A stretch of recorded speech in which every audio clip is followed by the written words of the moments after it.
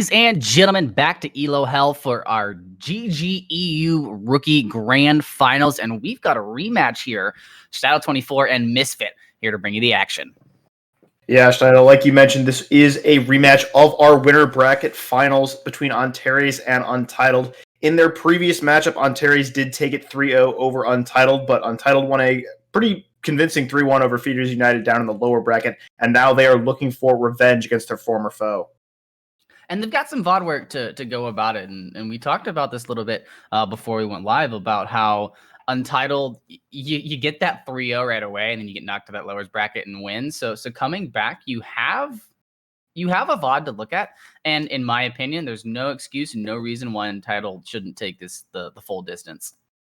Yeah, no, I mean, that's definitely a way to look at it. You know, being able to have the experience against this team means you kind of know what to expect on what maps. And of course, this is our Platinum division where a lot of different strategies are viable. We do see a lot of reliance on ult economy, lack of aggression in this Plat Elo, which does give us a lot of different DPS characters that we can see played, gives us a lot of access to different compositions to get played. Currently, right now, I think the meta is kind of this brawl rush meta. We have seen a little bit of double bubble at the higher elos, but most of the lower ranks are opting to go for, our Ryan Divas, Ryan Zarias. I've seen Orisa Ryan on some maps where it's viable. So I'm really excited to see what each of these teams decides to go with here as we get into our first map.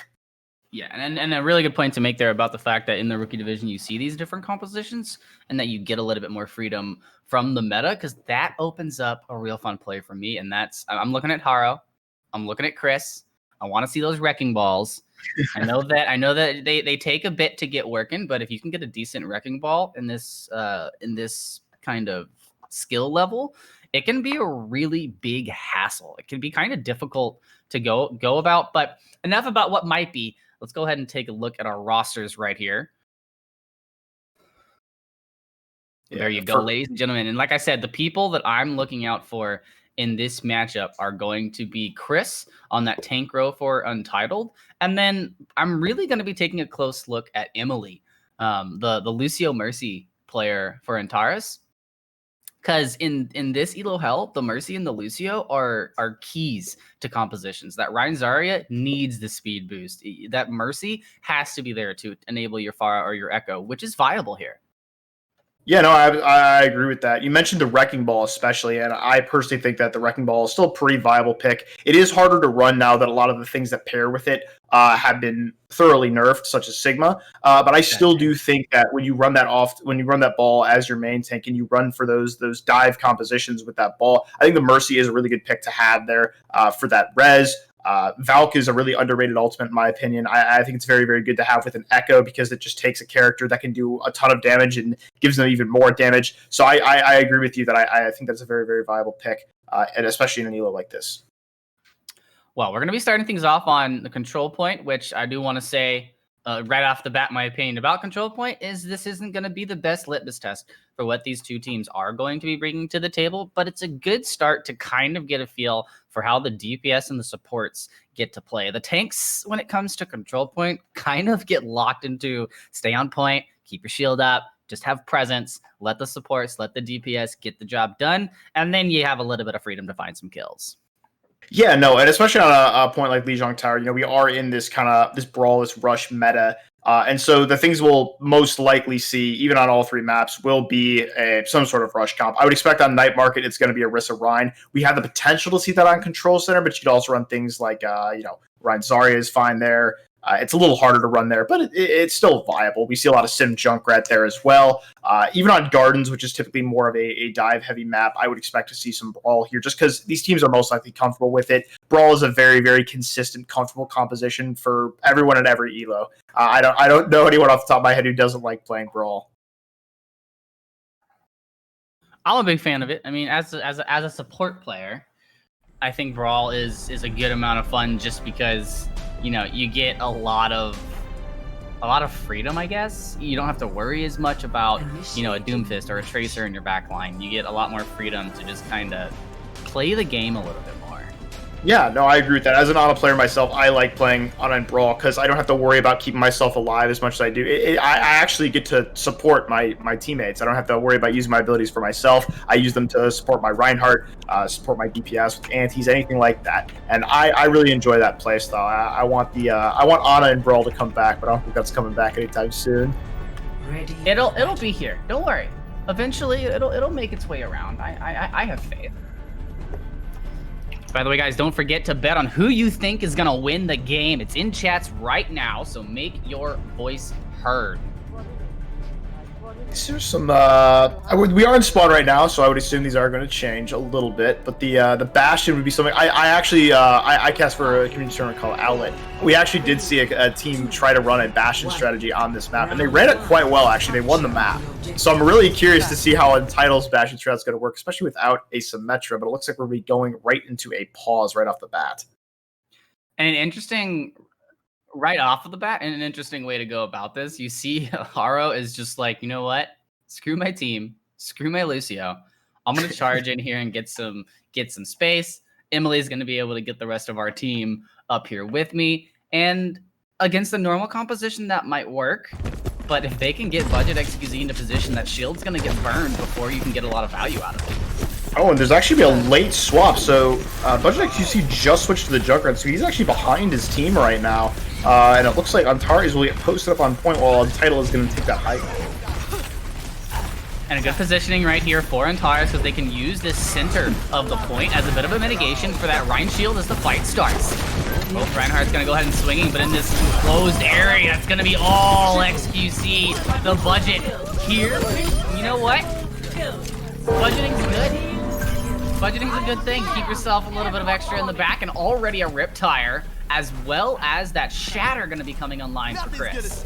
Yeah, no, Moira can do a lot of healing, but unfortunately, she cannot heal through all that damage from Budget XQC, and that is going to be a quick fight win there for Untitled. I think it really came down to, I think they had a superior position, especially with that Junkrat. Getting him that high ground angle was really, really beneficial for their success there.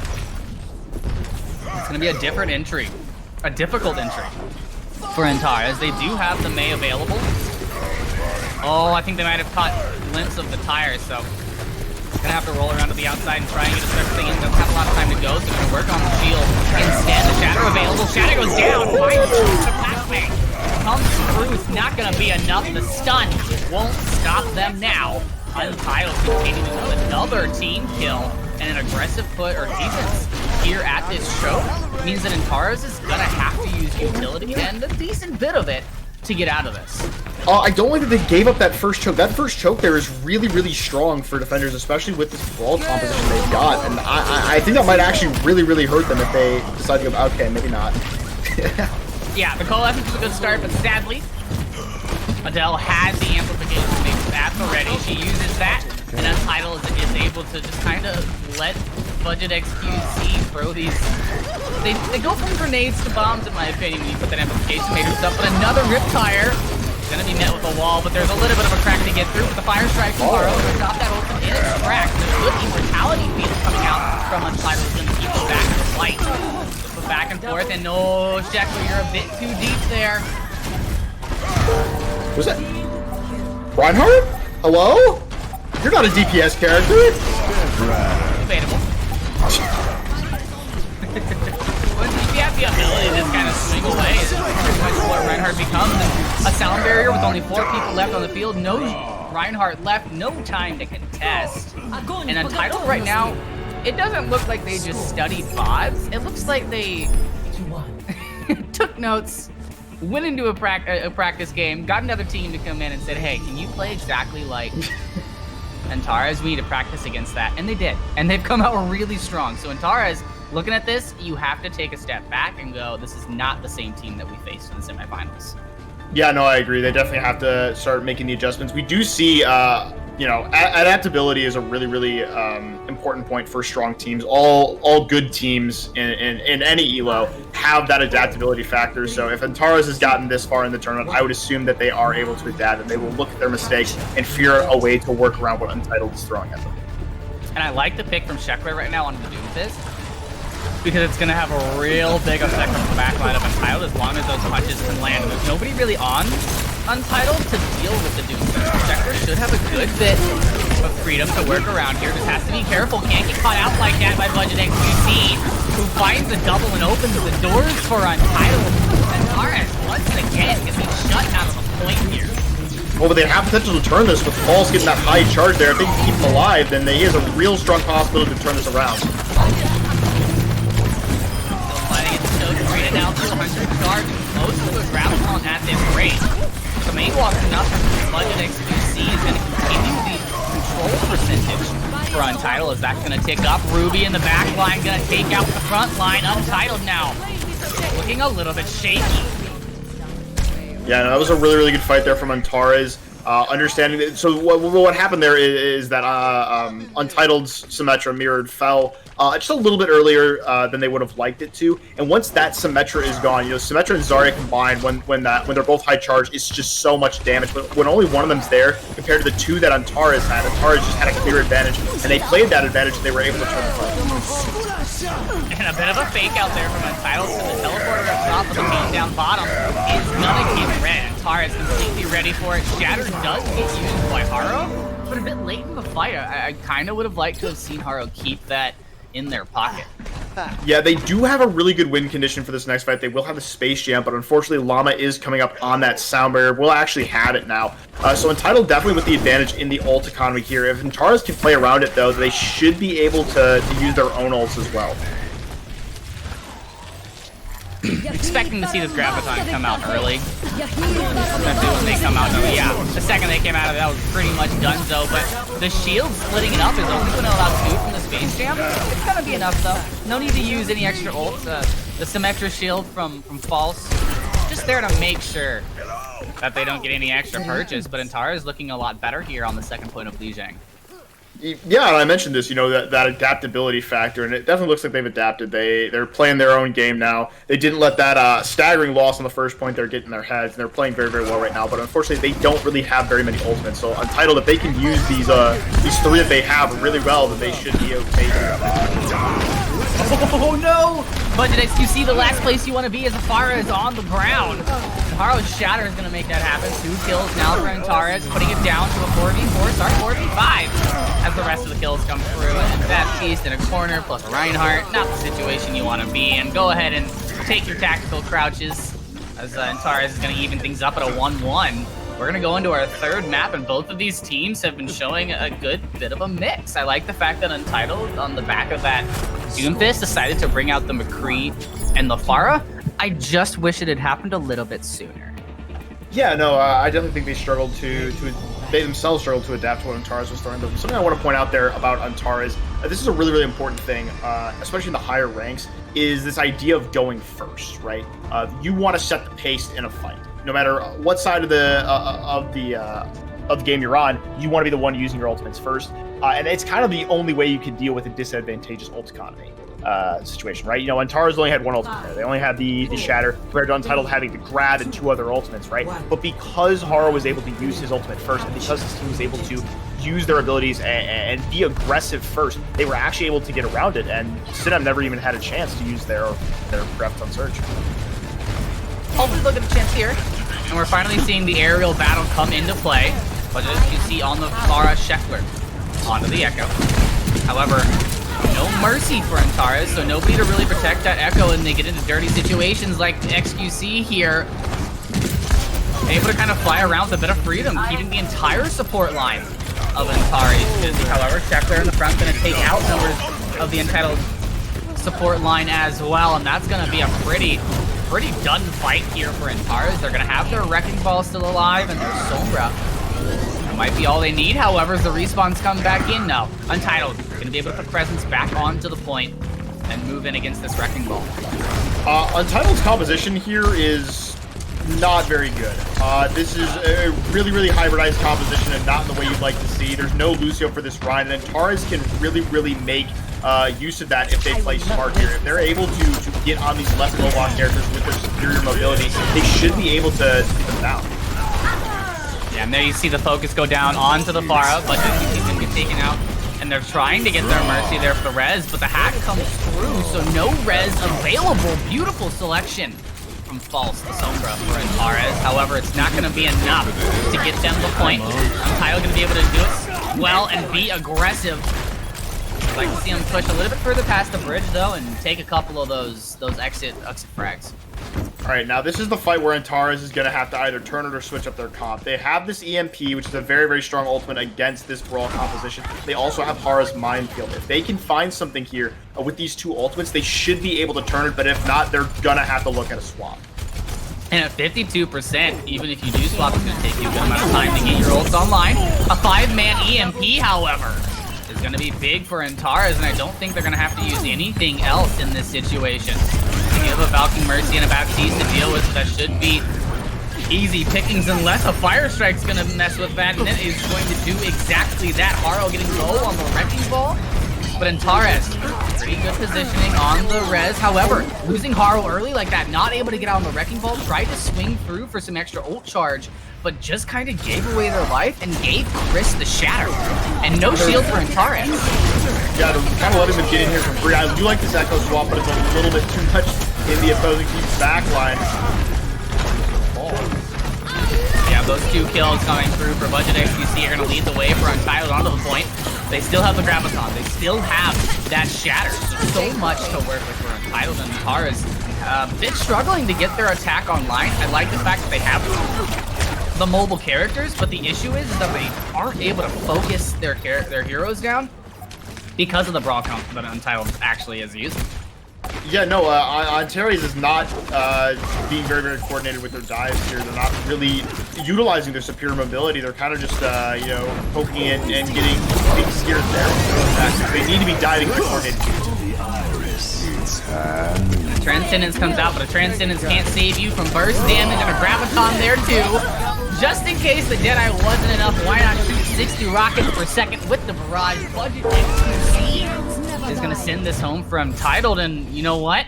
Last time you faced Antares, you had a 3-0 against you, and now you're starting out with a win. Yeah, no, and congratulations to them. They've clearly come into this game prepared.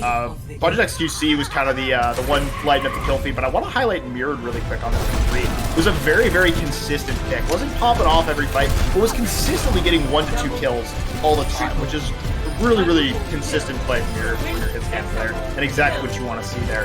So both the DPS from Untitled really, really making waves, making names for themselves right now.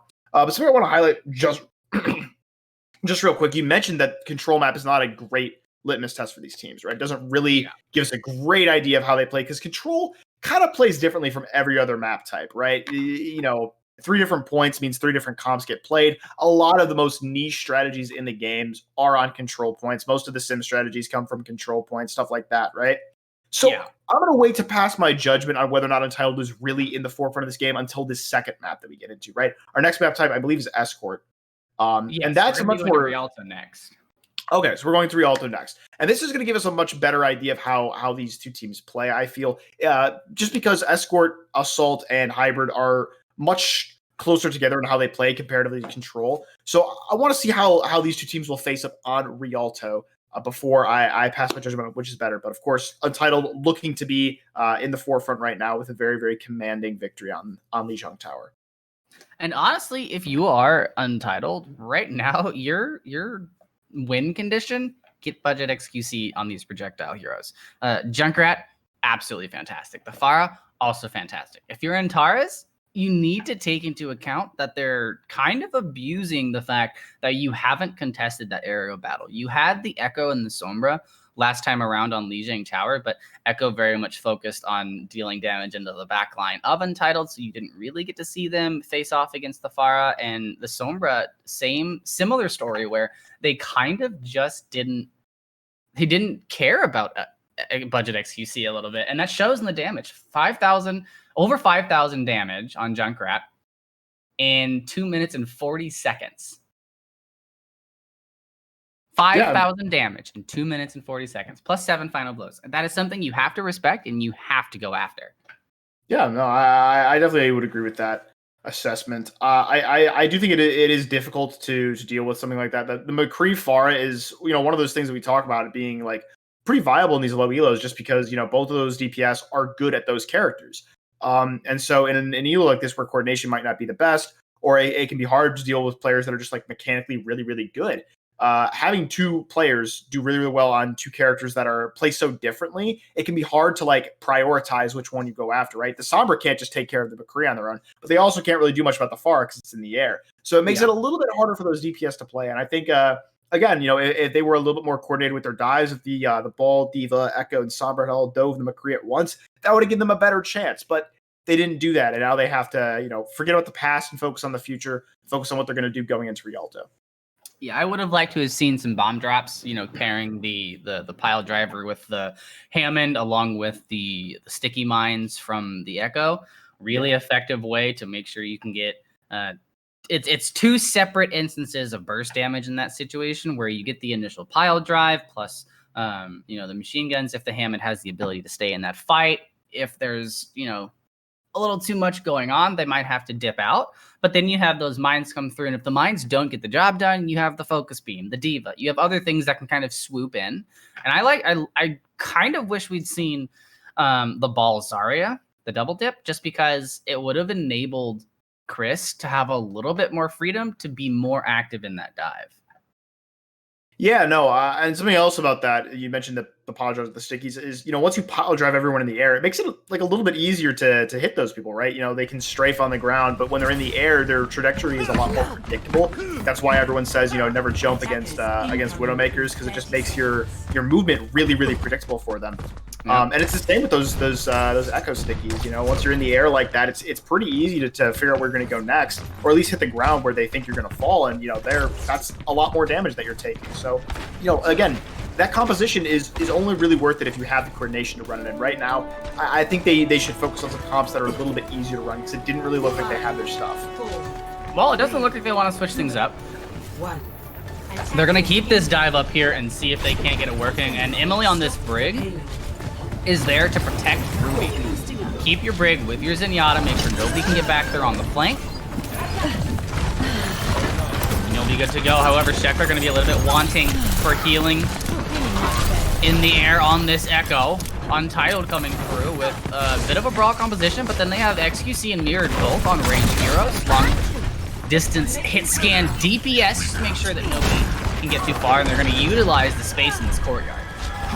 Yeah, I'm really not liking to see it. Haro is way too much with his team right now. He needs to be setting up from different angles right now, instead of just going in right in front of the entirety of this brawl composition. Not really getting a lot of value out of the Wrecking Ball right now, but hopefully we can switch up here. Has to kind of figure out the best way to do so. I think might be going for a bit of a bully here, trying to let you Untitled forget that he's back there, but it's difficult. You're walking into the flashbang. Mirrod's doing a good job of staying with their team. Yeah.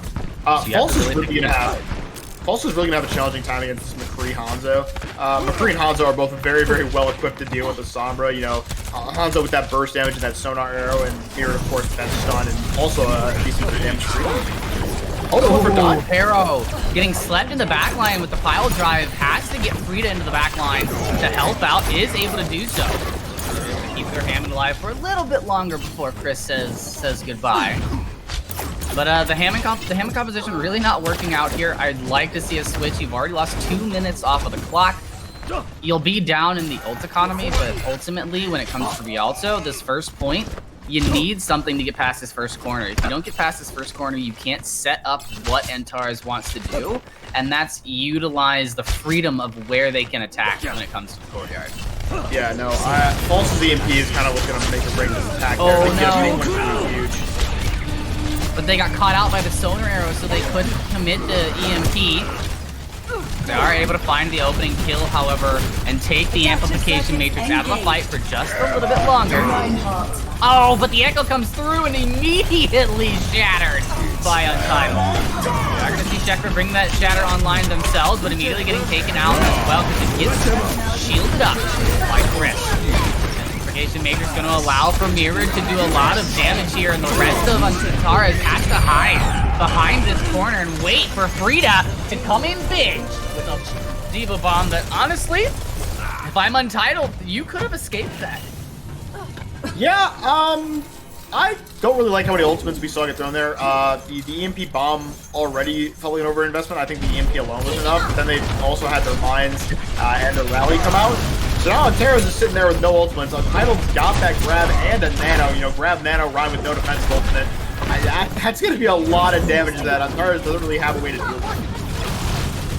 They're going to be looking at Ruby to work up this Transcendence and quickly, but now XQC gonna go over to the far, realizes they're running that Echo Sombra. They didn't do anything to me on Lijiang Tower, so if they're just gonna give me freedom, I'll go ahead and take it. Has that aerial threat with the Pharah. Oh, he's hunting for a Sombra. Not able to find the kills, however, but Untitled still has the ult economy in their favor. And Antares really needs a big setup in order to get anything working. You see the pile driver in the back, it's going to be protected by the bubble, so it's not going to find much. Anti-need onto the D.Va as well. So not a lot of space going to get made. Yeah, Harm's kind of relying too much on these poly drives to get value out of this wrecking ball.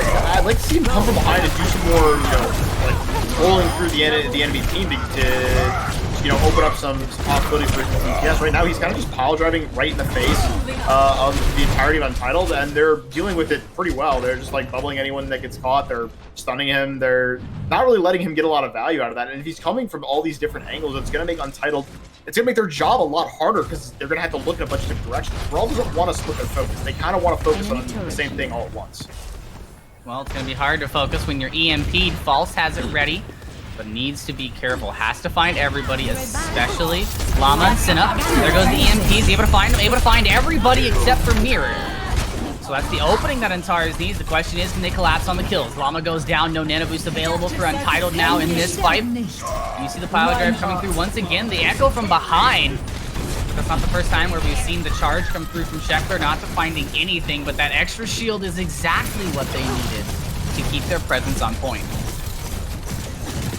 And they'll be rolling into second point now with a pretty hefty ult economy going in. They got these mines, both their support ultimates, but Untitled's not looking too shabby on their own. Still got that grab nano, and they will have the Torbolt. So grab Torbolt, that's a lot. That goes through Transcendence. So Antares here in a little bit of a pickle. Thought we might see a little bit of a preemptive D.Va bomb there, but no, a minefield to cut the supports off from the rest of the team. D.Va comes in from the side to help clean up a little bit of damage, and then you put an ulting Brig into the mix, and that's about all you need. They are still going to have their self-destruct and their Transcendence for the next fight, but Untitled, they've really just been holding on to their ultimates for this last stand. There goes the Shatter coming out. Gonna open the doors for Antares. Untitled gonna shut that door immediately and find their kills, and that's a great take there. You only use 2 ultimates to keep the defense alive, so you still have that grab molten core combination for this next engagement. Yeah, and like I mentioned previously, you know, Ruby's got you know, that Transcendence, but doesn't heal through the Torbolt. The Torbolt does, I believe, 395 damage per second, which goes through Transcendence. Not completely, but it is still a lot of damage that they can't really heal through. So if Antares can follow up on that opening, it kind of negates the Transcendence, if that makes sense. So, you know, I think Untitled still has the advantage here, but we'll have to see how they use their ult. If Antares goes first well enough, then they can still win this fight. Transcendence and a D.Va bomb in their pocket. If they wait just a little bit longer, False should have the EMP online. Oh! But Chris gonna be taking False out of the equation completely, and you see how quickly Antares backed out. I'd like to see that happen a little bit more often. Yeah, those quick resets. No reason to give extra. Yeah, exactly. You're absolutely right. It's no reason to give extra ult charge or anything like that. Antares now coming up here on 5 ultimates. It looks like they were just playing for this ult economy, honestly, because it didn't really feel like that fight was meant to win. It did seem like they were just trying to get their ultimates online, and they do now have this EMP, so they do have a way to deal with it. If they go first with this EMP and hit the right people, they can win this fight. Oh! EMP bomb! Combination takes Pinnacle turret out of the fight. But the EMP itself, not going to find many members of Untitled that were ready for it to hit them around these pillars on the last point. However, the damage from Antares is just a bit much. Budget XQC looking to change the tables here. Finds 2. There's the 3rd. And that's going to be a pretty good defense for Untitled. 23 seconds left for Antares. All you've got is Transcendence. Your Hammond needs to get out because you only have 1 more push.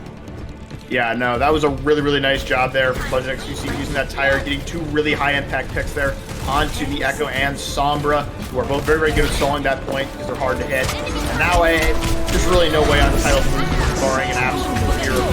Or no way Untitled loses. Yeah, there's that grab molten core, and they've just been holding on to that ultimate until the timer went down, knowing this is the ultimate that's going to end them. Even if they have the Transcendence, it's not going to matter. And that's kind of the story that we saw here. But a very good push coming out from Antares, almost the 3rd point here on Rialto.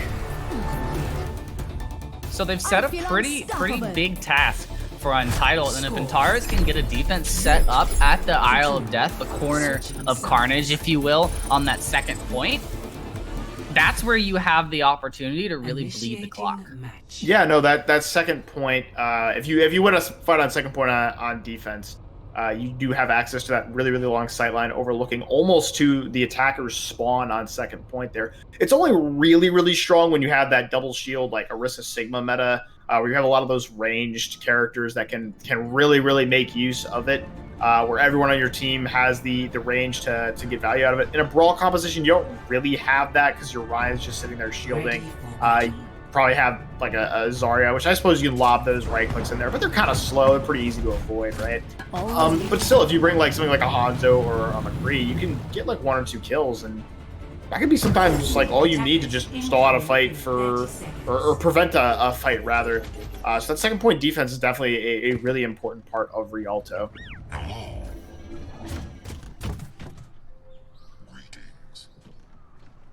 Both these teams now opting for the Wrecking Ball. This is a little bit interesting. I think Untitled's probably going to swap here, solely because I don't expect them to run Lucio and Baptiste with a Wrecking Ball. But I mean, hey, you know, this is...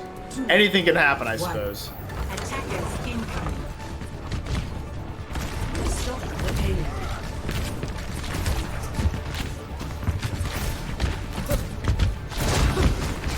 Looks like we'll be getting a Brawl V, this pick composition that we've seen on Antares run for quite some time now. Ooh, and a big start for Haro. Haven't been able to see that pile driver find a lot of value, if you will, so far. But now they're able to get things working and put put Untitled into a 5-man situation. Big anti-nade comes through with the pile driver. And now we're starting to see the pieces of the puzzle come together. Antares is actually effectively getting the burst damage down, pairing it with Haro's pile drives, anti-nades, all they've got, and it's working. Yeah, no, Haro looks like a completely different player on this defense. God, setting up really, really well, utilizing the high ground, utilizing these off angles, coming from the angles that make it really, really hard for Untitled to deal with them, and just very, very good engagement so far from this Wrecking Ball. They look like a much, much better team on this comp. So with ult economy on their side and a composition that has taken some time to work, but looks like they've ironed out the kinks here. Gonna have a minefield as well as an Echo, got some Nano Boost online, so a lot of ultimates online coming for Antares, and if you're Untitled, I think the key to this is finding angles where you can see Haro coming.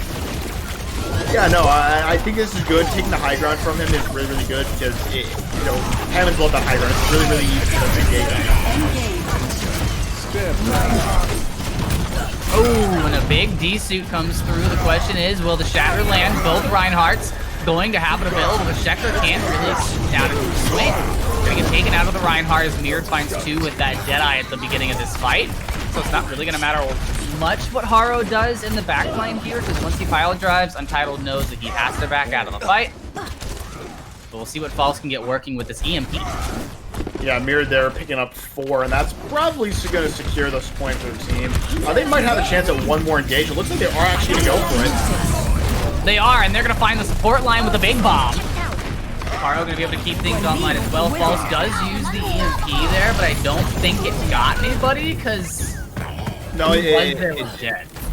It did get the 2 supports. So the eye field came out there from the Baptiste, and the EMP negated it. It was a really, really close call, though. The EMP was a little bit later than I think they would have been comfortable with, but it did still go off before the bomb, so they were able to negate that eye field and kill 2 of the members of Untitled. So pretty good coordination there from Antares. On this defense, looking mighty strong. Oh, the hammer into the alleyway. to make it difficult for any member of Untitled to get something working, although Synapse able to get a little bit off the shield for the Reinhardt. Chris going to get taken down very early, and one good focus beam into that mix would get a lot of kills, but not choosing to do so. Sound Barrier does get committed from Untitled by Llama, even though they only have a few members alive. They're able to bully onto the point, and this Lucio Llama is fighting for their life to keep the payload alive, get as much movement as possible, but a minefield around the payload is going to keep it closed off. You're going to need a ID card to get in there now, and a DPS on into the back. Ruby not settling for just heals. Yeah, that was a really interesting beat. And by interesting, I mean I don't really understand why they did that. It looked to me it was like a 4v5 or like 3v5, and they invested the beat with the high noon. I think they were looking for that, but the beat was like right in front of your face. You're not going to get a high noon off in that situation. Oh yeah, I would have liked to have seen that Sound Barrier come online here to allow them to get to the point with us. EMP comes through and does look like didn't get far enough off the high ground, so won't find any hacks with that EMP, but the kills are still going to come through for Antares, so it's not too much of an issue. And Antares is going to be putting us to a 1v1 as far as our map score goes, and the litmus test for me, Untitled. Play of the game. You were able to win the more brawly Lijiang Tower, but when it came down to the synergistic team-based composition, you had a little bit of trouble, and I think we might see that continue into our map 3. The question is that in our break, as they go back to the locker room, what do you focus on for Antares? Yeah, no, I think that's a good assessment of it. I mentioned I wanted to see how these teams performed on this map, and Antares, the way I looked at it, right, I don't think they're very good at this dive composition when they're on attack. Haro just doesn't seem to know how to set up very well. But when they're on defense, they play it really, really well. They're really effective at utilizing a lot of different off angles. So Untitled is definitely going to have to keep that in their heads when they discuss what map they're going to go to and what comps they're going to play moving forward in this match. But we are going to throw it to a quick halftime break. Be sure not to go anywhere. This is going to be a really, really close match between Untitled and Antares. We'll see you in a bit. And we are back, ladies and gentlemen, in this 1v1, this toe-to-toe battle between Antares and Untitled here at our Rookie Grand Finals. And I want to talk a little bit about the difference between our two maps, because you look at those score lines, Lijiang Tower 2-1 in favor of Untitled, but then Antares, and then Untitled able to take swap that around. Antares in the first map, Untitled in the second. Bit of a different play. The same compositions came out, but we saw a wildly different result. Yeah, no, I would agree with that, and I think a big reason of what that is just comes down to like what maps they're being played on. Lijiang Tower heavily favors Brawl, right? Even on Gardens where the dive comp is a little bit better, Antares just didn't have the right stuff with it, right? But you get into Rialto, right? Brawl's viable-ish on Rialto, but I still think Dive is a really, really good comp, especially when you play it as well as Antares did. And while their attack was a little bit shaky and had some holes, their defense was rock solid. They were able to come away with a full hold onto Untitled and take that map win. But now we're getting into King's Row, and this is a very, very brawl-heavy map. I think the Dive is still viable, especially because it is the Ball variant. Ball is still pretty decent on this map. But, this is Untitled's map pick. They're clearly going to be well practiced here because they're favoring the Brawl, and this is a very Brawl-heavy map. I have to assume that they have the advantage going to this map. So it's kind of balls in on Antares' court. How are they going to respond to this challenge from Untitled? I think you have to find a way to weaken Chris. I talked a little bit about how I thought that budget XQC was going to be the win condition for Untitled, but Chris is kind of I'm not sure what the in-game leader situation is for Untitled, but Chris has been doing a really good job of kind of holding their ground and knowing the right time to push. And obviously, based off of the ult economy that we saw at the end of Rialto, whoever is calling it for Untitled is doing a great job of being mindful of not just the fight at hand. They're thinking about the next fight and the fight after that. Yeah, no, I think that's a fair assessment. And, especially in a Brawl comp, I would expect both these teams to run a pretty, a Brawl comp where the Ryan doesn't have to, play on his heels, right? We've seen some like, yeah, I wish. But Now we've seen some like Mercy far out run with the Reinhardt, and I don't think either team is going to play anything like that. I think these teams are going to enable their Ryans as much as possible, give them all the resources they need, because on a map like this, it mostly is just a Ryan v Ryan. You know, it isn't as much of a Ryan v Ryan as Goats is, where you have 5 other members supporting you, but it is still teams like to run it down on this map. I also wouldn't be surprised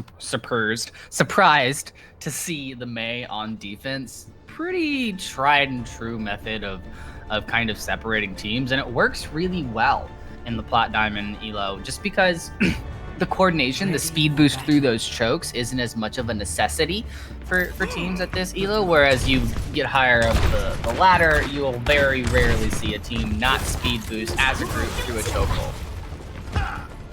Yeah, no, I think that's good. I think the Mei on both sides here is a good pick. I think Mei is a very, very solid pick in Brawl. Just because, you know, playing around that wall can be so good. If you get a good wall, that's the fight right there. It's as good as any ability in the game. It's as good as some ultimates in this game. And it's just a really, really strong ability that can be really hard to deal with if you don't have those like really, really big burst damage. Your only real counter to it is a Baptiste jumping up and throwing down a Bap, I feel. But even then, that sometimes isn't enough to save someone who gets isolated by those walls. Now, it is worth noting that with changes of fast, you can break down the Mei wall a little bit easier, but it still takes a lot of coordination to do that. And the early wall from Untitled is going to call out a wall in response from Antares. They're going to pick up the first kill, and without the Reinhardt here, it's a bit of a lost fight. If you can't find an early pick after you lose your Reinhardt, press S. Get back to spawn. Don't give the other team anything. Wait for your Reinhardt and come back in. You just started the matchup. There's no reason to give anything more than what they take. Yeah, Budget XQC stayed in there a little bit too long, and not too much to show for it, but they are 63% to that Blizzard, which is a very powerful ultimate. So there is that. They almost finished off the Baptiste there, too. If you're able to get that Baptiste in this comp, that's almost a guaranteed fight win.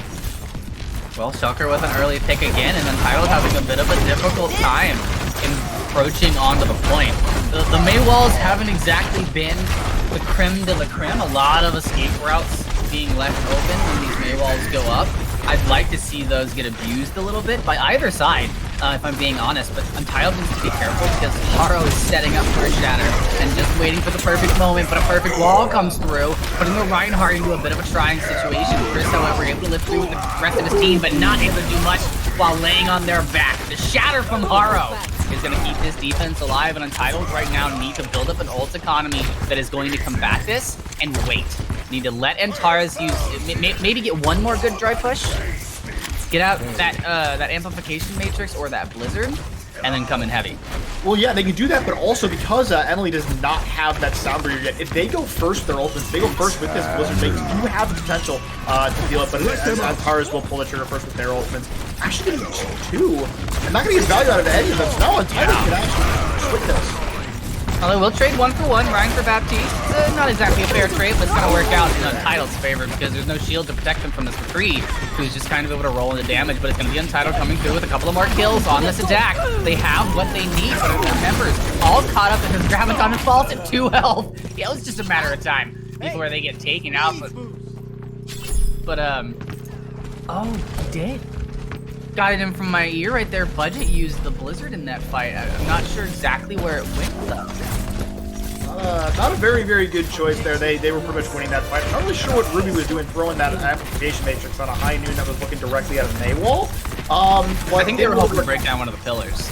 Well, yeah, but if the Mei wall is there, then you can't pull the trigger because you don't have line of sight of any of your targets. So a little bit of a misclick there.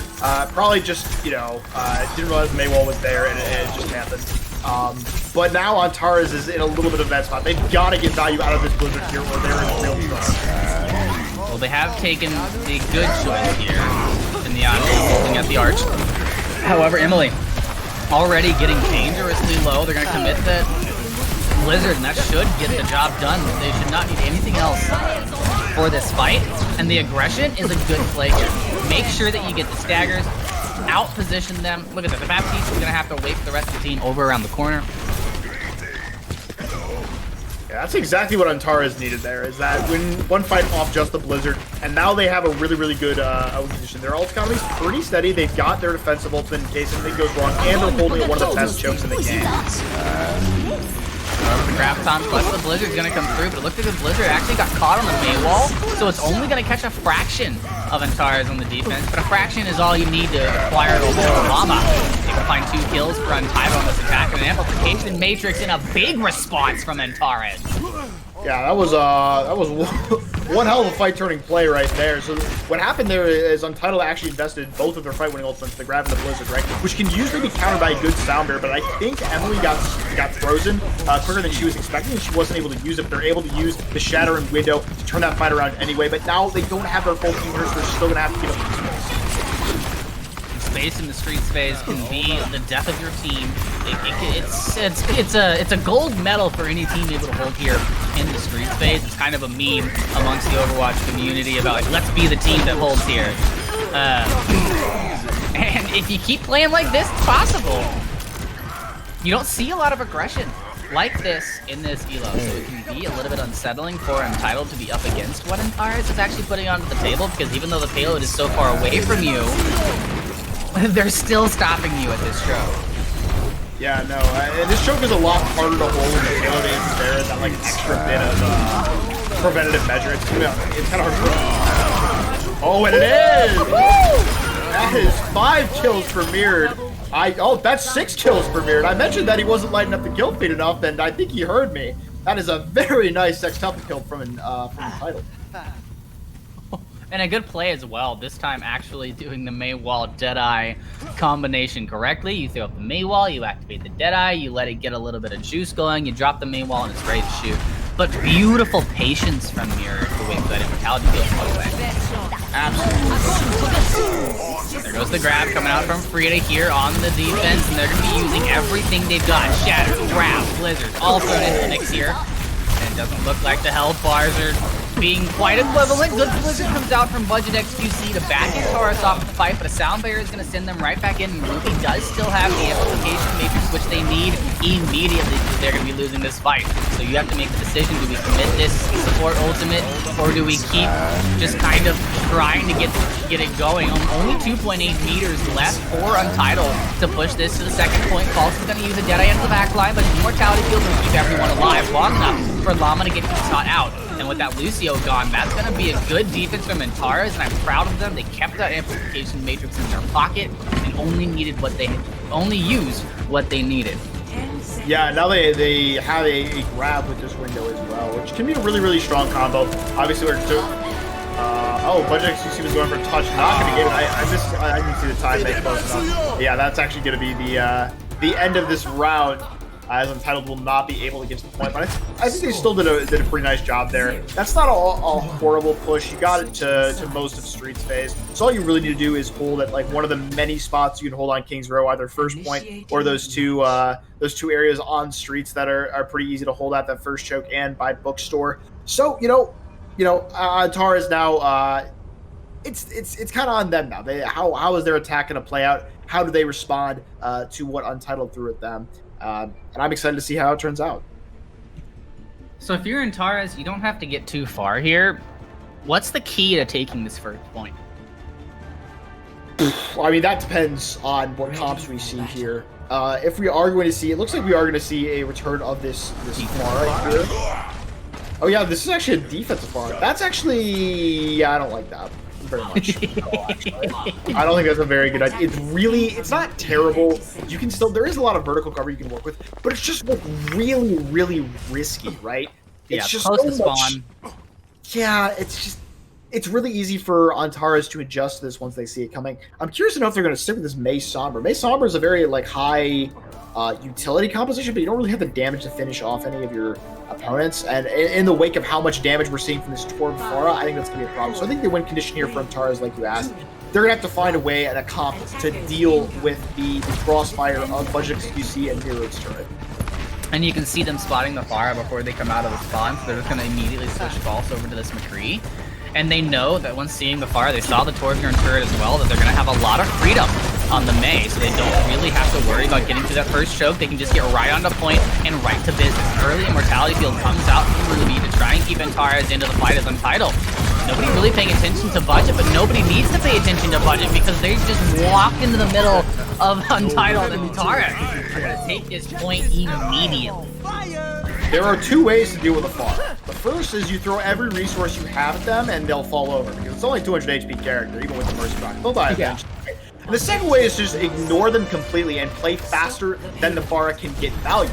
Right? If you play fast enough, to the point where it's really hard for that Pharah to get any kills, then the Pharah's not going to get any value. Even though Budget XQC has 93% of the ult, of his ult, what does he have to show for it? They just got swept on first play. Yeah, unless we see a 3-2-6 man barrage very quickly, I'd like to see the switch come through at some point. Mirrored on the Torbjorn, I'm okay with.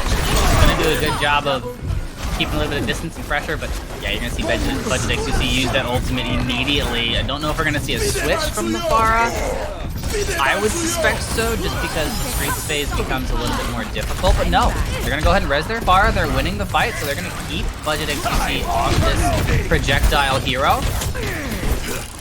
And if there's not a barrage in the next fight, I say switch. Well, they just used that barrage, actually. It did only get a kill, got a trade there. And now they are kind of stuck on it, right? Because you can't go all the way back to your spawn to switch it. But Antares here with not that many ultimates. They only got a Blizzard here in the wake of Untitled having about 4 ultimates here. So they've got to treat this like a dry fight, or they need to get a pick and really capitalize on it. Laro on this Reinhardt. Fantastic job of keeping the team alive. However, the Immortality Field is going to be a well-needed utility, but it's not going to save them at all. Untitled still able to keep this defense alive. Yeah, Untitled, they're doing a really nice job of winning that, especially with minimal ult usage. They only use the Shatter and the Valkyrie, which are 2 ultimates that are like pretty solid, but they're not fight winners unless they really get a ton of value here. But now the ult economy is going to be a lot more even. We're going to have this grab, we're going to have this Blizzard, we're going to have a Shatter from Antares. Hiding will come up as well. Untitled is going to have to find a way to use the grab with their 2 DPS ult to win this fight. Press W into the grab and the Immortality Field and keep them Untitled up and alive for here. And there's the 3-man barrage we were talking about. Thank God they didn't switch, because they're finding the utility now. However, the rest of the team needs to get into the fight because Haro is just getting pocketed by a Mei. Not even a healer. He was a Mei walking around making sure that nobody can get too close to this Reinhardt. And yeah, you do die. Once they back around that corner, maybe you back out of that situation. So now you're in stagger. Yeah, I kind of want to see a change of focus here for Antares, right? You know, we're getting into the street phase, and the hardest thing now is, you know, while you're trying to deal with that assault on the ground in these close quarters with your brawl competition, there's that Pharah who's just raining in justice from above. So, you know, even without the ultimate, that's a lot of damage you have to be worried about. They're not doing a good enough job of prioritizing. 2 windows of opportunity. Who's going to make the most of it? Mortality Field already down, but neither team really able to come to fruition through this except for Untitled, because they don't have to worry about linear sightlines. They have Budget XQC in the sky. Oh, and this is going to be a bit of a dirty stagger. Not as dirty as I thought it was going to be. Mirrored got a little greedy there. But let's look at this. Budget XQC is a Pharah right now. Doing pretty good. 4 minutes on the hero, almost 20 elims, and a lot of damage, but that damage number for me needs to be above 10,000 at this point. I think that it's about to be, considering they've got this ultimate ready here. Antares has shown that they're not very good deal with it, and that's gonna be is that a Flame Shatter? Yep, Flame Shatter from the high ground. Gonna land, barrage into the front line to take out a couple, and that's pretty much all she wrote. I love seeing that, right? That's something I love about the Diamond and Below, is that we see Riots go for things like that. You don't really see it in high lows, because a lot of the main things up there are really like, I want to be consistent, I want to be smart, right? But the Riots and low lows, they're all just a bunch of like gremlins, and they will do literally anything if they think it'll work. And that's what makes like low elo brawl so much fun to watch, because you just get to see things like that all the time. Get to see the fancy fun stuff, and that's exactly what we're here to do. But it's going to be a big task for Antares right now. They only have 1 minute and 40 seconds. Their ult economy pretty much even at this point with Untitled, so it's going to come down to who's able to use it the best. Molten Core comes out and takes Haro out of the fight completely, and Emily's going to go ahead and commit the sound barrier into this fight, although the team can't really push. The Molten Core is still dying. Oh, the grab! Frida! That puts ult economy back to Antares' side. Yeah, so the important thing there is I'm not really sure why Mirror pulled the trigger on that Torbo when Sinep didn't quite have gravity. They were 90% and Mirror just pulled the trigger anyway. They could have comboed that and gotten a lot more kills.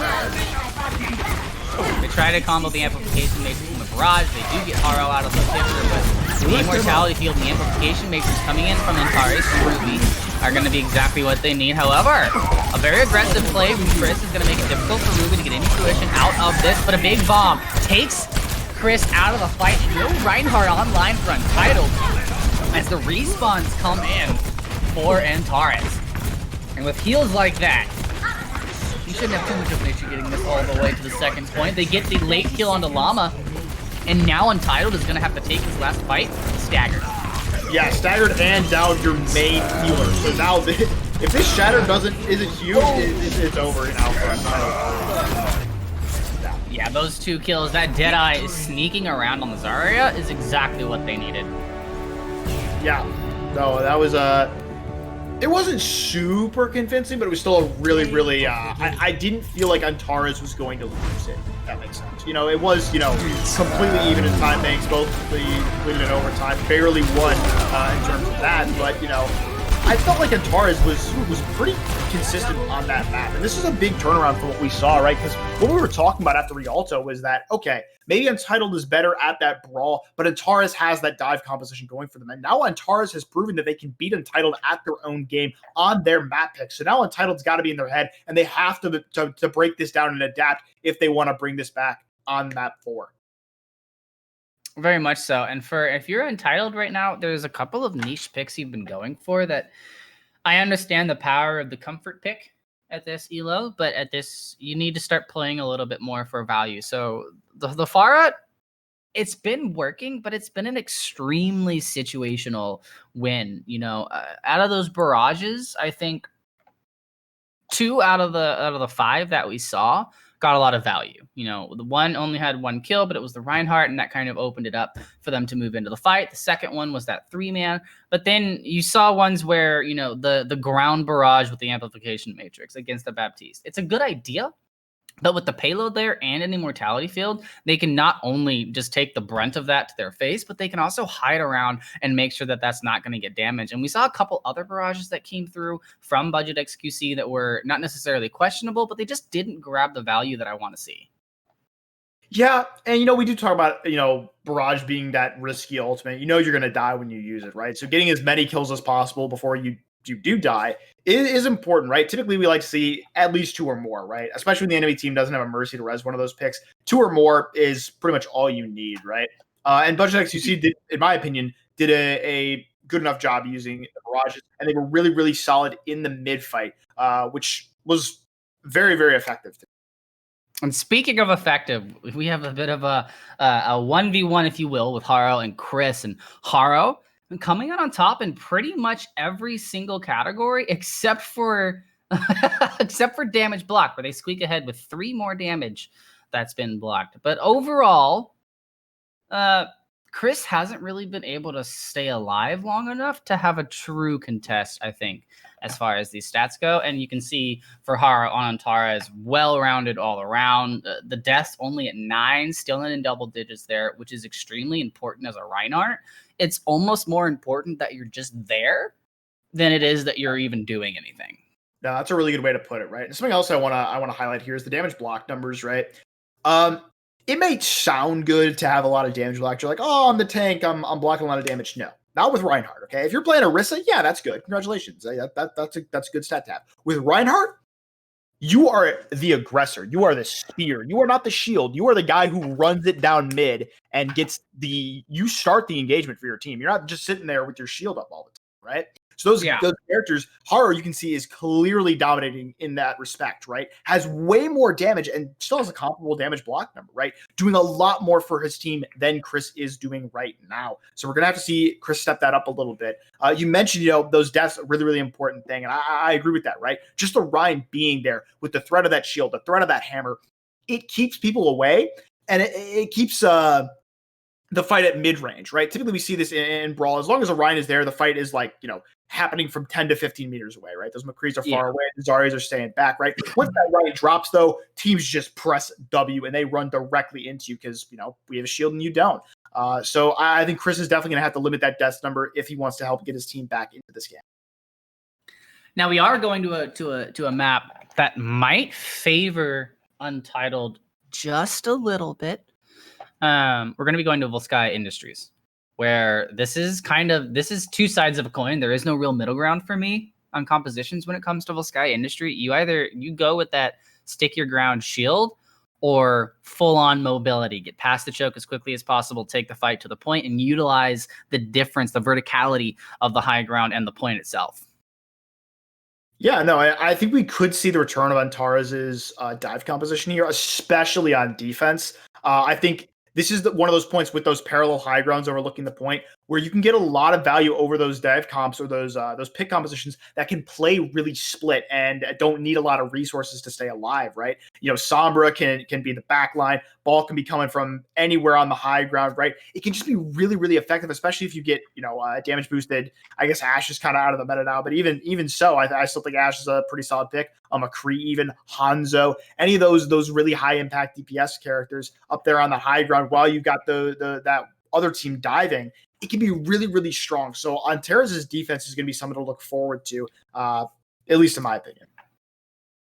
I'm excited for it. I mean, any team that is able to coordinate enough to have all their icons the same, it gives them extra power. It's like wearing a San Francisco Shock skin. You automatically play better in a lot of situations, but no swaps for either of these teams. They are both running with, regular 6-man rosters, which, is a debatable strategy. Some teams like to have a little bit of specialization. Not these two. They're looking to kind of keep their core 6 together for the team and work on that communication and that synergy going into it. And speaking about synergy, 2CP is the map where that is the most important. It's, often one of the least favorites for a lot of people, just because of the fact that when you're playing in your solo queue games, it can sometimes feel a little bit like you're beating your head against a wall. But when you're playing with a 6-man team, I think 2CP becomes a lot of fun because it's the real test of how well are you able to execute your win condition as a team. We find different things fun, I think. No matter how I play 2CP, I just don't feel rewarded. I don't feel good when I win it. I don't feel good when I lose it. I just don't really like it. But you do bring up a good point. Synergy, I would say, is definitely the most important on this map type. And the reason for that is because, especially on those second points, right, the cleanliness by which you win a fight is extremely important, right? If you leave stragglers there that keep contesting the point, because of the spawn advantage that the defense has, right, we can... these things that we call, 2CP moments where a team wins a fight and they still don't get a tick on point just because the spawn advantage allows the defending team to stall for so long, right? So that synergy is so important because if you're able to take all 6 members out cleanly and quickly, then you can win these points easily. But if you can't do that, if you lack that coordination, 2CP can be a real struggle. It can. But it's a little bit easier when you're walking into this with the Ryan Zarya against a him and D.Va, because all you really have to worry about is the backline. You don't really have to worry too much about what's happening in front of you as the Reinhardt. You're just kind of there to make sure that everybody can walk forward, and at the same time you have your McCree sitting in the backline to make sure that this Sombra, this Echo that come into the equation aren't going to be able to get much done. And there's not much that Antares has on the table to stop the push. Well, what you're going to see here is as soon as these guys get through the choke, Haro's going to engage them with a power drive, and they're just going to pounce on from a bunch of different areas. Just like that. Yeah, they're going to try and get it done, and they're going to get a little bit of value out of that, but still, positioning for Untitled hasn't necessarily changed. So they're going to be able to move on to point. Chris getting a little bit separated from the rest of the team, and I talked about how the Reinhardt just has to press forward, but you got to make sure that your team is with you. Luckily, Cynic in the back line is able to take care of Haro, and it looks like Frida as well getting taken down on their attempt to dive. Chris going up to the high ground to deal with the supports, at least distract them a bit until the team can get onto the point. And Budget XQC taking out the remaining DPS. This is a good situation for Untitled. Antares need to be able to kind of keep things alive, and Haro using those adaptive shields before you pile drive is never a good idea because you don't have an option to get out. Yeah, no, that's absolutely correct here. And I think this kind of just fell apart for Antares with the way they did their first engagement. It was almost really, really good, but they were just a little bit too late, and most of Untitled had gotten into the building on the right side there. So even after the pile drive came down, some people got booped up, but they weren't in line of sight of the DPS or high-impact characters, so nothing really came of it. There's the dragon, speaking of nothing coming of it. Not gonna find anything. Just gonna do a little bit of space saving, keeping himself alive, but trying to get the Deadeye online isn't gonna work, but it's gonna be enough of a distraction for them to find a couple of kills. But like you said, the respawns are definitely gonna be in favor of Antares, so you get the option to kind of throw everything at Untitled. Yeah, no. You know, they only really needed to use the mines there. It was a really, really good minefield, too, on point, and it split the members of the team, so the healers couldn't get to those low health members there on the left side. And now Untitled's going to have to rethink their strategy here. They've got a window, they've got a sound barrier, but they don't have any real way to aggress into this fight, whereas Antares has this EMP, so they can pretty much engage whenever they feel like it, whenever they're in position, and get a lot of value. Oh no, Detective falls, but the response is going to come through from Untitled. Nobody really saying anything about the fact that there was a Sombra on the high ground, so they're going to be able to drop down and easily take the kill. Antares, however, still keeping their defense alive. They have this Ball Diva composition that, you know, I didn't think was going to work very well, but they've been able to make work here and there. But a coordinated attack from Untitled is going to tell us a different story. They have the rally online for Antares to reinitiate into the point. The sound barrier from Untitled is going to keep things alive for them. They've already lost Press, and a minefield on point is going to make things a little bit more difficult for them to press. They need to back out right now, stop feeding any ult charge to the opposing team. If you're lucky, you get false out, but a translocator is going to make it pretty easy for them to get out of the situation. Sound barrier there, sorry, a barrier there. Frida eating another grab. That's the second one we've seen Frida eat today. She's absolutely the hungry Diva. But the kills are still coming through heavy enough for Antares that the defense should hold. Honestly, this can still go. No, okay, never mind. Baptista's gone. I was gonna say it can still go either way if they can. Go too soon. Cast a curse, man. Yeah, that's exactly what that was there. I was really concerned for Antares' chances there, especially because Pulse died with EMP. So first off, let's break it down a little bit. Antares engaged without EMP, didn't get anything. False got a kill in the back line, and then got killed. So they didn't have EMP, and then just kills kept going in. A bunch of GC found a ton of kills, but they weren't able to finish them off quick enough, and so they weren't able to get a tick out of it for Untitled. And now Antares will be off the Sama onto the consistent Tracer pick. We'll have to see how that works out for them. Well, it's gonna work out in the beginning. That Tracer able to open things up for Sheckler on the Echo. One clip plus a focus beam deals with pretty much any 200 health hero. So they're going to be able to have that on their side, but a Graviton is all that Untitled really needs to win this. The issue is that they're going up against a composition that does not play together. Oh! Woohoo! What a headshot there from Budget XQC. Definitely not a Budget Hanzo.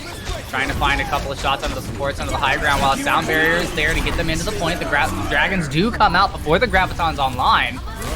So they're going to commit that a little bit early, as well as the Deadeye from Mirror. The Amplification Matrix from Adele also online, but the Transcendence is there. They have the minefield, they have the rally. The only good thing you're catching out of this fight for Untitled is that you got them to layer their support ultimates. Yeah, no, that's gonna be a big one too. Those, you definitely want to stagger those. Rally isn't exactly a defensive ultimate, but it kind of like, it makes you a little bit bulkier, right? That extra armor on all your members makes them really hard to kill. Gives them a bit of survivability, especially in your DPS characters. Tracer and Echo love that armor because they can take duels a lot more aggressively, especially into characters that are typically very, very good at dealing with them with that McCree and Hanzo. And now Untitled will switch things up. They'll move over to a double bubble composition off the Reinhardt. I do too. I think it gives them a little bit more versatility in that mobility that we talk about a lot. They have much more mobility now. I don't think it's a good idea to keep both these DPS though if they want to opt for this. Yeah, the DPS options are a little bit troubling, but the rest of it has the potential to fix a couple of problems right now that Untitled hasn't been able to trump, and that's mainly Ruby and Emily haven't had any real pressure. Oh! The bubble comes through, but the pile drive there to catch members escaping from the Diva bomb, so Antares is going to be able to keep this defense alive, and Untitled still kind of on the drawing board here. They have a lot of ultimates available, and they have a win condition with this with the Grab Dragon. Just need to find them, use the perfect moment, and they have to be careful. Frida's already eaten too. Yeah, no, and they have to be aware of Ruby's Transcendence as well, because it's coming up right online now, and yeah, no, it doesn't look like there's going to be any way they can stop it. False falling, though, is a big one. That trade, that kind of favors Antares, actually. Yeah, they've got the respawn advantage. Their Tracer will be back here in just a moment. There goes the minefield to make it difficult for anybody on Untitled to push into the point. Transcendence comes out, 20 seconds left. The Dragons go through without a grab, or did the grab go? The grab went. It didn't look like it found anybody, though, mainly because Antares isn't playing together. They're playing super separate. Good focus from the Brig to try and make sure that the Hanzo can't get anything done, but as they drop down, a trade 1-for-1 here at the end of the point, not going to favor Untitled at all. Antares should be able to walk away with only giving up that first point and nothing on the second. Yeah, it looked kind of shaky at first for them. Their first defense on point B was really shoddy. The way they played it with the EMP and how staggered they got really did not go well for them. But afterwards, they played it really well. They did a really good job of using the dive composition and using that superior mobility to find picks early on in fights. And it never really felt like Untitled had a clean fight after their first time on point, right? After they got forced off point that first time, it kind of just felt like they were sent back to spawn on repeat until we hit 0 on our clock. So now Untitled gonna have to pull out a comparable defense here if they want to stay in this series, because all Antares needs to win it now is going to be just be point B. Yeah, just the third too, not the whole point. Yeah, just a tick. I like this composition that we're seeing from Untitled because it's not one that you get to see often. The Sigma Reinhardt composition gonna allow the Reinhardt to be a little bit more free with that shielding, as well as allowing for Sinnet to get that rock online. For Budget XQC, you land the rock, it's easy direct hits from there, and a rock plus a direct hit, I believe, if I'm not mistaken, deletes a 200 health hero. Correct. That sounds right to me, especially if you got the damage boost in there. So yeah, no, I think it's a little bit risky. We saw this composition get played a lot more when Sigma's redeploy time on his shield was much shorter. But now that it's longer, he's a little bit worse in this composition just because he's not as mobile. He's not as good as repositioning as he used to be because he can't use that shield as often. And the fix to the issue about repositioning is just make sure your positioning is right the first time around. Doesn't look like Sheckler is going to get anything done there, as you see Untitled now flooding onto the point to protect it. Antares getting that Hammond in the back, and the boost kill onto Llama. Not exactly the way you want to start things off, but luckily you do have Adele here on the Mercy, so she can just res you up real quick. The issue with me right now for Untitled is that they have to check every single angle because they've lost control of the choke. Yeah, no, this is something that Antares is going to have a lot of success with, is the fact that their composition can get through this choke much easier than a Brawl comp, right? The Brawl comp can't really contest this composition through the choke because of how good its mobility is. Oh, and a good patience there from Chris to keep that shield up when I would have swung to make sure that the Hammond can't get the final damage done after the pile drive, and Mirror taking Checkbear out of the fight once again. Llama back up with the res, and Untitled looking very good here on the defense. And Antares, you know, you might be able to get past the choke really quickly, but you don't have a lot of ability to have presence on the point. Yeah, no, but with that far off falling, and now the Mercy as well, Untitled's in a really bad spot here. Antares doesn't have Frida. Frida's still out of mech, only 74% to that mech right now. But Untitled can't engage because the entirety of Antares pretty much is on that high ground where they can't get to. Patience is the name of the game for Antares right now, but Sheckler getting taken out by the Deadeye is going to send their DPS back to spawn. Hammond in to try and get something done. Oh, the rock would have been huge, but it hits the second floor and isn't able to get in and help out the rest of the team. 99% on the Gravitic Flux, no doubt going to be seeing that soon. I'd like you to wait till that Zenyatta, wait till that Brig initiate onto the point. So you have a little bit more time. Oh, you don't need to wait for the Brig to do anything. Brig going to get taken down immediately. But Sinep going down with that Gravitic Flux online is one of the last things that you want to see. Flashbang plus a Sleep Dart, that's going to put False to the ground and let McCree take care of them, and they have the damage that they need to take the point back. Antares, once again, still not having a lot of point presence. You know, take your participation trophy because you got the high ground for a long time, but you need something to get on point. I will not. Yeah, no, that was you mentioned, patience was the name of the game, and it was, you have the advantage there, don't do anything stupid. But at the same time, I think they waited a little bit too long to make their move.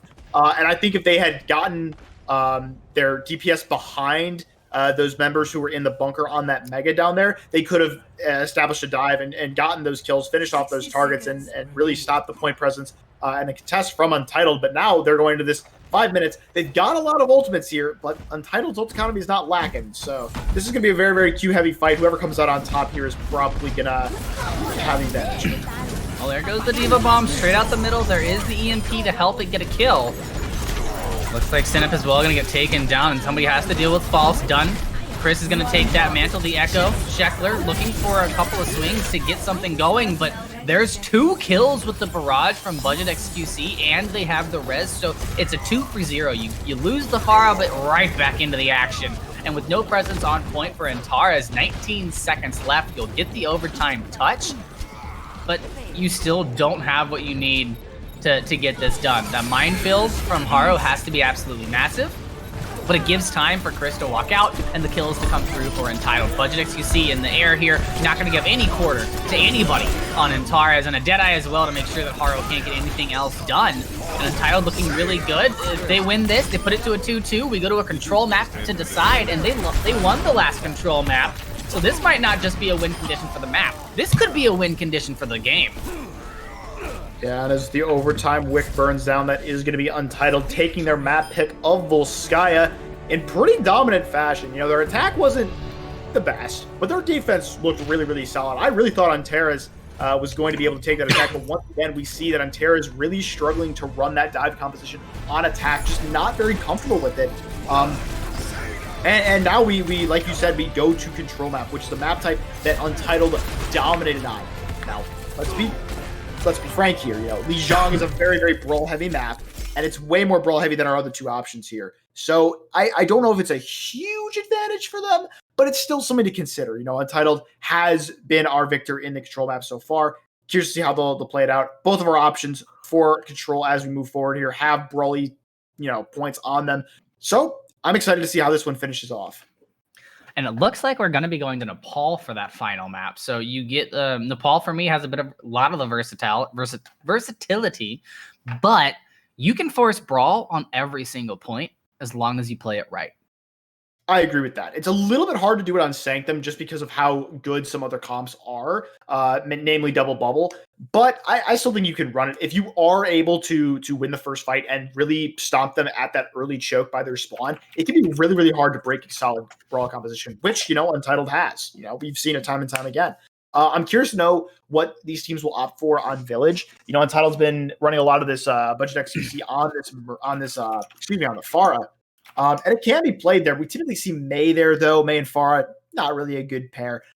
Either way, I'm really excited to see how this one wraps up. These 2 teams have been neck and neck this entire series, and it's been a really, really exciting game to watch. It has, and it's been intense for those 2 teams, so we are going to give them a quick minute to talk about their compositions, get themselves a glass of water. So you guys at home, make sure that you're getting yourself a new bowl of popcorn and another soda, and we'll be right back after this break. And welcome back, ladies and gentlemen, to what is going to be our 5th and final map. And I said it when we started that Untitled was going to take us the distance here. Now they've obviously watched their VOD reviews. They have obviously worked on their composition and everything. And they're looking like a much better team in this finals matchup than they did in the semifinals. Yeah, no, I absolutely agree with that. They've been popping off left and right, especially we've got Mirrored on that McCree. Been extremely consistent, had that 6K on Kings Row, and had some very impressive stats on Volskaya as well. And I'd like to take a quick look at speaking of stats, Mirrored, who's been playing the McCree, doing an absolute terror of a job on that last map. And you know what, you had some good points about his stats, so I'm just gonna go ahead and hand this over to you so that you can tell people what is impressive about what you're seeing. This entire stat line, first off, is just really, really good, right?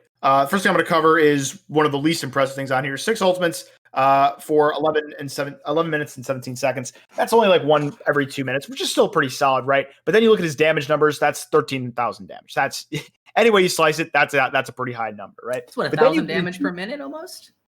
Yeah, no, exactly. That's really, really good. That 51% accuracy clearly showing out right there, right? But then you look at his eliminations to final blows ratio. And what this tells us is that for the most part, every person he shoots at, he gets that final blow. He has that finishing touch, which is so important for DPS players to have, right? Just doing a lot of damage, that's not what really gets the wins in the DPS career. What gets the wins is actually finishing off those kills. So Mirrored doing an absolutely stellar job on this McCree, and I can't wait to see him keep it up on Nepal.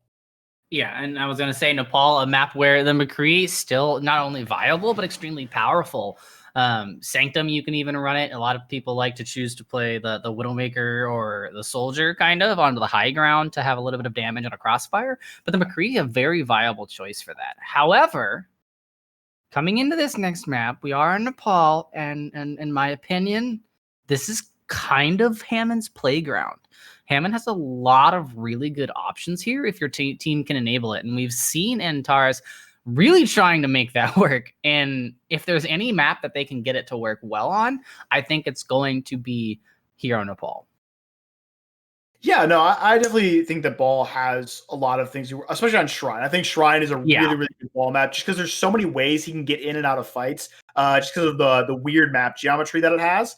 I think that the dive is really, really strong there. I think Brawl's okay too, just because of how enclosed the point is. But if you run that that ball dive comp well that Antares has been running, I definitely think they can make it work there. A little bit harder to run on Sanctum just because there's a lot of open space that you have to, cross as Hammond, which can, open you up for a lot of issues there. Village as well, because of how enclosed the point is, it can be kind of hard, but it's definitely still possible if you run it correctly, right? If you don't let them get to point as the Wrecking Ball, then you can, class them in open space, which is what you want to do in that composition. So I definitely think we do have the possibility to see it. However, I'm going to actually make the opposite prediction. I think we'll be seeing mostly Brawl here. I think as we've gotten later and later into this match, the Brawl has been what's worked best for both these teams. And I think especially on maps like Nepal Village, we're going to see them break it out for us. Wouldn't be too surprising of a come out, in my opinion, either. But I want to talk a little bit about supports right now. Just because we've seen, in my opinion, this weird balance of where it's either Untitled supports aren't dying or Antares' supports aren't dying. And that can become an issue just because all four of these supports are going nuts right now. So if you're not able to mitigate that, take them out of the fight, even for a couple of seconds, whether that's booping them around a corner or, I've seen a lot of teams that use the double bubble or the Reinhardt, walk past the Reinhardt, get the bubble from the Zarya that soaks up the shots from the Ana and just let the Reinhardt kind of tank that. And therefore the opposing Reinhardt doesn't really have the best healing and you can whittle them down a little bit. I'd like to see a little bit more of that kind of outplay potential come out from these teams because even though this is Plat and Diamond, this is a place to improve. So you need to start putting in tactics that you are seeing in the intermediate, the advanced, the higher divisions that we have here at Elo Hell, because those are the things that are going to separate you from the pack. Yeah, no, and this is about what I expected to see here as we got into Nepal Village. We will be seeing some Metro strats from both teams here. I'm a little bit surprised about seeing the Junkrat from Untitled. Now, Budget XQC was pretty nuts on it on map 1, so I guess I shouldn't be too surprised, but it is a little bit harder to see. I'm a little surprised also that we're not seeing Orisa on this point from either team, because Orisa is so strong on this map. Especially with this composition. Orisa Ryan is really, really good. I personally think that it's better than the Ryan Zarya that both these teams are running right now.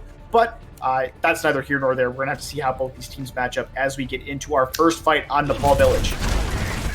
Well, with both going into a small corridor, Budget XQC is going to have a bit of a playground to go with on this Junkrat. If nobody from Antares gets out there against him, if we don't see Frida kind of take advantage. Oh, Frida's gone. Not going to be able to take advantage of anything. Lucio in a trap. That's that. And Untitled's going to be able to take his point very, very quickly. And off the bat, this is exactly how it started last time. Budget XQC already has the tire again. Yeah, and that's going to be a really big one because Antares is not able to build up their defensive ultimate. They will have the eye field with, to defend against it. But what we're probably going to see here is that the Rip Tire is going to be popped and Untitled's going to get really aggressive because they know. Oh, that's far too early. That is far too early to be popping the Rip Tire. thought that Antares would be pushing through. Oh, might he still be able to get something? Nope, not able to get anything working with that. They did get the outfield shield. Yeah, but it'll be back pretty soon. You got a 15-second cooldown, so as long as Antares plays this a little bit slow, which they have the advantage to do. They have the Pharah in the sky for long range distance. They have mitigation with the May shield or May wall. So a lot of options still online, and Untitled really has nothing to answer back with false. You know, they may have grenades on the ground, but rockets in the sky, in my opinion, a little bit more of a trump card. Haro able to find 2 off of the back of that direct hit with the fire strike, and that's big for Antares. They should have no issue taking this point back and dealing with a high charge center. Yeah, no, really good job there using the window fire strike. Again, you know, that's one of the reasons you... Oh, something. Yeah, Sound Barrier comes out for Untitled to keep everybody on point just so they can get a little bit more control percentage built up and kind of push Antares to the edge. I think the Sound Barrier was a bait. They wanted to get a little bit more utility drawn out from Antares. I mean, potentially, but the issue you run into now is that you don't have anything... Antares has the ult economy to just win this thing straight out. Like they have the Blizzard, they're gonna have the grab, they have the barrage, right? So even though Untitled has offensive ultimates with that, you know, the grab of their own, gonna have that Riptire there within this next fight, gonna have that window. I think Antares has ways to deal with it, especially if they keep going first, which, you know, as the defense, it's much easier to do on the field. Oh, he wants this barrage so badly, is able to find the Reinhardt, not able to find a second pick because an Immortality Field's awaiting him there, but it's okay. You took the Reinhardt out, and they can't really push into you anymore. Oh man, if Haro just turns that corner and shatters, that would have been nasty. Had the opportunity, but chose to save it for a later date. Budget XQC now on the tire, coming from the left. They've realized where it is, and that's about all she wrote for that ultimate. Second tire from XQC that hasn't really shown, you know, the full potential of what that can bring, but a beautiful block. No shatter online for Antares. Walk past the Reinhardt, lay it down on the ground. Amplification Matrix up, but the kill still coming through for Antares. They just walked around the left-hand side behind that shatter and Amp Matrix and just blew through Untitled. Yeah, both teams using almost the entirety of their ult economies. The only one left now is Rubik's Ruby with that Amp Matrix, and now we're approaching not quite final fight territory, but this is probably going to be the last clean fight with the pace this is going at for Untitled, and they have no ultimates here, so they're going to have to take a really, really fast dry fight here and hope they can get back to the point with ultimates. Yeah, we are finally seeing the switch with Mirrored back over to the McCree, and honestly, the second that Pharah pops out, make that switch. The Symmetra Shield, in my opinion, probably one of the weaker ultimates in Overwatch. It can work out in your favor, but the McCree, definitely working out in your favor. Barrage comes through, though, and is going to be able to sneak past, take Mirrored out of the fight, and put Antares back on the board for just a smidgen of a second. Almost gets them to 99%, so they will still be in one-fight territory here. Yeah, no, off the back of a very, very good May wall to negate the ultimate from Rubik's Ruby, they are able to take the point back, and now Antares is the one in the poor spot here with only one Earth Shatter to deal with Untitled. Untitled is in a really, really nice spot here. They have the Sound Barrier to mitigate any damage they take, and they have an ultimate of their own that's going to force Haro to play kind of, you know, passive. He's got to be aware of this Earth Shatter. Or he gonna take the Q. Oh, but a big boop! He would have had the Reinhardt right there, but wasn't able to do it, and now he's out of the picture completely. Haro gonna get taken down there at the very end, and Untitled. I mean, Llama can't set up their team better there. Not only do you save your Reinhardt, but you completely take Haro out of the fight. Yeah, that is a very, very high impact boot there from the Lucio, from the main sport. In perfect position there, and you know, he probably didn't intend to send him all the way to Narnia, but still, even so, having the awareness to save members of your team who are caught in that Earth Shatter from that pin, very, very key for a main sport to have, and that's really, really heads up play there from Llama. We'll see if they're going to be able to keep that up. This is going to be the Lucio playground. This is where, oh, it doesn't look like Antares or anyone's going to be bringing a Lucio. So you know what? I'm apparently just talking out of my backside. I don't know what's going on. I know nothing about Overwatch. But I'm glad to see Mirrored continuing to be on this McCree while Budget XQC goes to the Pharah, because Budget XQC on these projectile heroes has been really, really good. As long as Mirrored has been able to kind of enable them, and you get the protection where if Antares, you know, as they're bringing the Echo out, they bring an aerial threat, you have Mirrored to kind of deal with that. Yeah, Untitled is really playing around their DPS right now, and I don't blame them, honestly. Their DPS have been very good throughout this entire match, but now something we're going to have to be worried about. Once again, we're on this comp that has superior mobility. Oh, that's a lot of stickies. Nothing comes of it. But again, you know, Antares on this comp with superior mobility. If they can surround the tanks from Untitled, they should be able to kill them quite easily. And Untitled getting extremely aggressive right off the bat. They don't want to allow Antares any real avenue onto the stairwell onto the point. They need to be careful, however. Chris very far forward. They have support, however, and now the aerial battle. Not able to come through. Budget XQC has to back out. Frida taking the first pick, Harlow taking the second, and now Antares have the man advantage on the point. Able to get the Baptiste back into the mix, but immediately has to back completely out of the fight. Gets focused down by a couple of players from Antares, and they shouldn't have too much of an issue getting this point back. Yeah, something that's really big. This Ball Sigma comp kind of got phased out of the meta a while ago. But something that it does really well is versatility. The fact that you have these two 3-man squads of the Sigma, the Ana, and the Brig as your brawl, as your consistent damage location, right? And then you have this dive of the Ball Tracer Echo, makes it really hard to deal with because you really have to prioritize your targets here. If you can't do that, you're in real trouble. But Shellker's going to fall early, and that's actually going to be a huge pick now for the title. Yeah, they have the opening, they have the avenue now. They just need to be careful about the speckled around damage that's being brought to the table from Antares. Haven't really been able to do much about this Tracer, mainly because Mirror just hasn't been able to get into the best of positions, and a big pulse bomb comes through and doesn't get multiple kills, but he gets a key kill onto the Reinhardt. Yeah, and what we saw there is exactly what Chris can do in this comp. He absolutely nothing. He can just sit there with his shield up because he can't aggress. There's too much damage everywhere. He can't, like, there's nowhere for him to really go because his composition doesn't really want to aggress. It's playing for picks. So the Reinhardt is pretty much just he has to play to stay alive and soak damage. And with False now speckling into the back line, Untitled really having to check every which way as they walk through. Oh no, nobody knows that Sheckler's here. This is gonna be big. Able to get the shatter down as well, and that should be a team kill, but an immortality field gonna keep a couple members alive for just a tad bit longer. Untitled not really having a full hand on that first point. And right now, this is exactly following what we saw the first time on control point. Untitled takes the first point, and Antares switches up their composition and plays it well on the second point. And maybe Untitled are going to be able to squeak it out here on that last bit, but Flex trying to stop them, trying to make sure that they can't get the point, but a bop. Going to be soon to hit the field for Budget XQC. The rally coming through from Emily, but the kill is still completely in favor of Antares. False finds 2, Ruby finds 1 there towards the end. And you know what? If I'm Untitled, I'm not quite sure how to take back this fight. Antares brought out a composition there that they have not shown yet.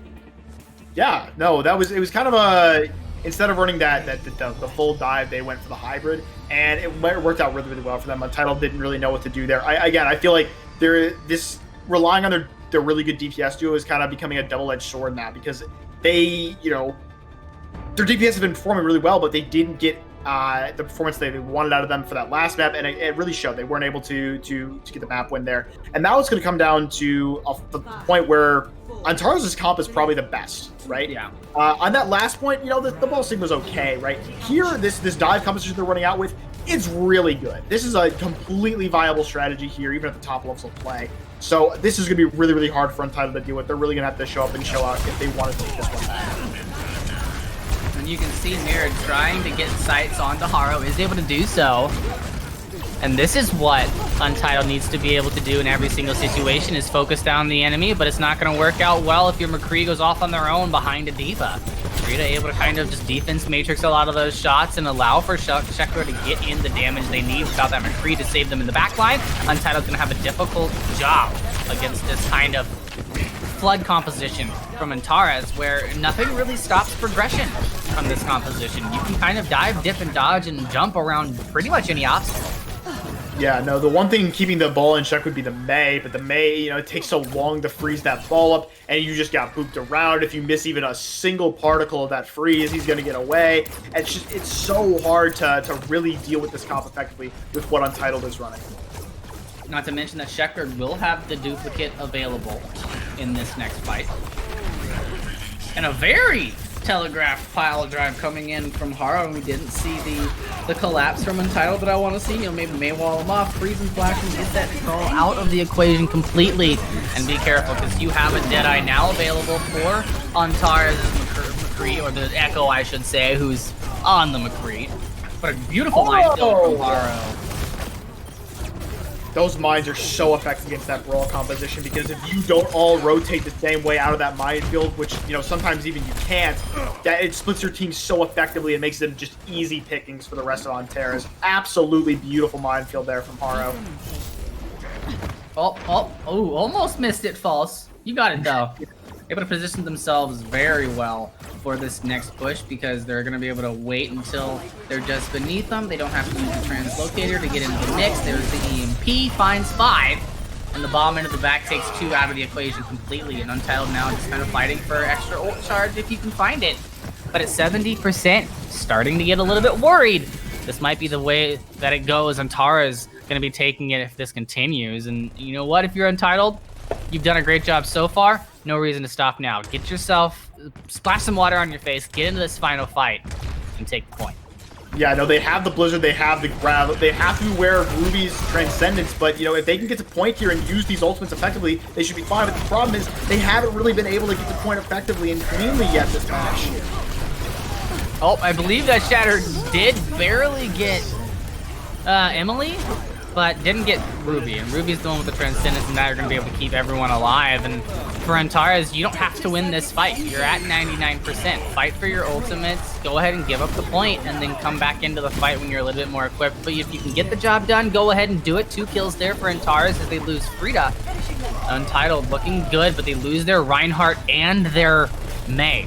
So it's really now just Llama on the point on this Lucio against the Hammond and another Lucio. It's pretty difficult. Synapse Grab isn't going to find anything as it gets ducked out into that far corner. So Antares are going to take the map. They're going to be able to take the day.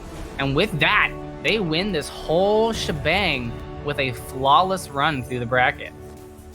Oh, it was so close there for Untitled too. They almost brought that one back, but just a little bit unable to do it here. And here we see this beautiful TNT from False there, negating the sound barrier, getting the kills with the Diva Bomb there. Antares just looked so clean on that map.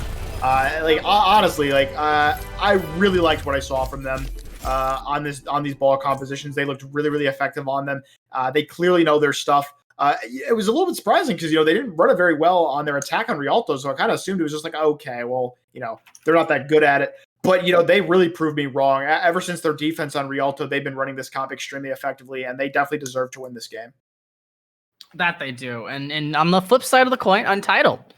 A very valiant effort. You lose the 3-0 the first time, you go into the losers bracket, you win a 3-1, and you come back up against a team who really, really has their stuff together, and you were able to push them the entire way. I mean, a 2-3 in the final scoreline seems pretty close, and it still doesn't portray, in my opinion, how close this matchup really was.